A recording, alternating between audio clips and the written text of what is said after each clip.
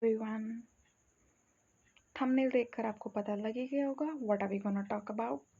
So this is about how I scored 50 plus marks in GS in CDS का paper. So let's get started. तो इस video में हम बात करेंगे how I prepared, the sources that I followed, and most important, how I make notes. How I prepared में first topic अगर हम start करें, that sources that I followed, then keep one thing in mind: minimum source and maximum revision. जितना आप diversify करेंगे उतना ज़्यादा confusion create होगा.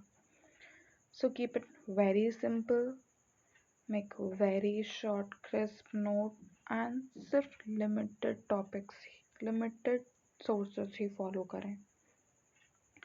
अब जो सीरियस की या डिफेंस एग्ज़ाम्स की प्रिपरेशन कर रहे हैं तो one common source that I think most of the people follow is serious journey YouTube channel.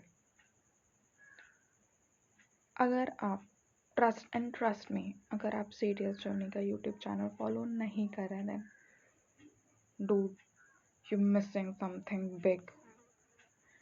मैंने खुद फॉलो किया उस चैनल को and genuinely it's like one stop solution. अगर सच में आप डेडिकेटेड प्रिपरेशन कर रहे हैं और वन स्टॉप सोल्यूशन चाहते हैं देन इट्स एप्ट. आप करंट अफेयर के लिए कम्प्लीटली रिलाई कर सकते हैं. आपको कुछ नहीं करना, just follow each month video and revise n number of times you can. Similarly English के लिए भी लुक, इंग्लिश में मेरा score is not that good. If you see it's just 63 and reason behind it कि मैंने English के लिए prepare भी नहीं किया था. And why I didn't prepare, उसका रीज़न ये कि मैं कोई डिफेंस एस्पिरेंट नहीं हूँ. मैंने ये पेपर CDS का exam I gave it just to check कि वेदर मेरी preparation of GS is on track और नॉट. मैं सिविल सर्विसेज की प्रिपरेशन कर रही हूँ एंड मैंने जब ये प्रिपरेशन स्टार्ट की थी so just to check whether I am capable of it or not, तो मैंने सीरियस जर्नी से सीरियस की प्रिपरेशन स्टार्ट की. I gave this exam and here is the result. So मैंने अपने सोर्सेज को बहुत मिनिमम रखा था. करंट अफेयर के लिए सिर्फ मंथली वीडियोस ही फॉलो की थी उस चैनल पे. इंग्लिश के लिए just once I went through the videos, the lectures that are there on that YouTube channel. And now let's keep it very simple, short and crisp. तो अब मैं अपने नोट्स दिखाती हूँ. जैसे कुछ छोटे छोटे इंपॉर्टेंट टॉपिक्स होते हैं जिनसे क्वेश्चन आना मस्ट है, तो एक दो के मैं एग्जांपल्स आपको दिखाती हूँ कि मैं नोट्स बेसिकली कैसे प्रिपेयर करती हूँ. सो जैसे ओशन करंट्स का टॉपिक है. ओशन करंट से आपको क्वेश्चंस मिल ही जाते हैं, चाहे वो CAPF का पेपर हो चाहे CDS का पेपर हो. तो ये मैंने कुछ नोट्स बना लिए थे जिनमें cold current warm currents marked हैं. एंड ट्रस्ट मी, इसके बाहर नहीं आता क्वेश्चन. ये मोस्ट इम्पॉर्टेंट ओशन करंट्स हैं और इसी में से क्वेश्चंस आ जाता है. ये अगर आप ड्रेनेज सिस्टम की बात करें तो ये मैंने ड्रेनेज सिस्टम मतलब गंगा ड्रेनेज सिस्टम था जो कुछ थोड़ा थोड़ा मार्क कर लिया. इंपॉर्टेंट रिवर्स कहाँ पे क्या, कौन सा प्रयाग है, कौन सी रिवर किससे मिलती है. सो आई जस्ट मैंने स्टिक कर लिया था अपनी वॉल पे एंड जैसे ये आंखों के सामने रहे and just look at it, तो एक आइडिया रहता है. ये आपका हो गया ब्रह्मपुत्रा ड्रेनेज सिस्टम. इसमें इम्पॉर्टेंट रिवर्स कहाँ पे मजूली आइलैंड है और कहाँ पे नेशनल पार्क वगैरह है, तो कौन सा नेशनल वाटरवे है, तो एक आइडिया रहता है. Similarly this is the second half of Ganga drainage system. अगर आप इकोनॉमी के सेक्शन में जाएं तो और इस बार के भी आप CAPF के पेपर में देखेंगे तो आपको इस टॉपिक से 2 क्वेश्चन मिल जाएंगे। ये भी एक ऐसा टॉपिक है इकोनॉमी में जो एक ना एक क्वेश्चन, चाहे वो CSE का एग्ज़ाम हो, चाहे वो डिफेंस का एग्ज़ाम हो, इससे आता ही आता है। एंड ये बहुत बेसिक चीज़ें हैं जो यूजुअली हम भूल भी जाते हैं, तो मैंने इसको भी बस ऐसे नोट डाउन करके रख लिया था।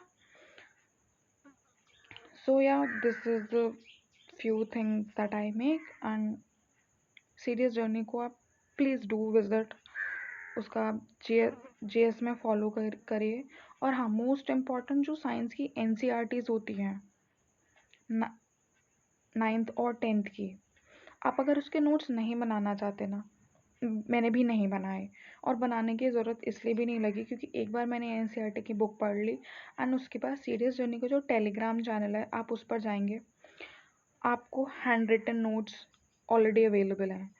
Just download them or print them, whatever you want to do, whatever you are comfortable with, and just read them n number of times. आपको वहाँ जोग्राफी के भी नोट्स मिल जाएंगे, आपको वहाँ पॉलिटी के, आपको इन्वायरमेंट के, हिस्ट्री के, एंशंट के हिस्ट्री के सबके नोट्स अवेलेबल हैं। अगर आप, मैं हिस्ट्री के लिए तो नहीं बता सकती क्योंकि ऑनेस्टली मैं भी हिस्ट्री इतना नहीं पढ़ती क्योंकि मुझे लगता है उसका ROI ना बहुत ज़्यादा कम है और पढ़ने के लिए बहुत ज़्यादा है।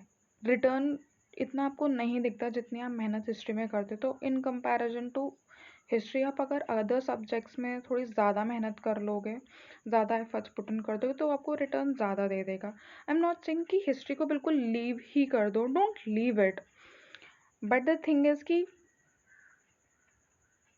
पहले आप और सब्जेक्ट्स अपने अच्छे से पढ़ लो एंड उसके बाद you switch on to history.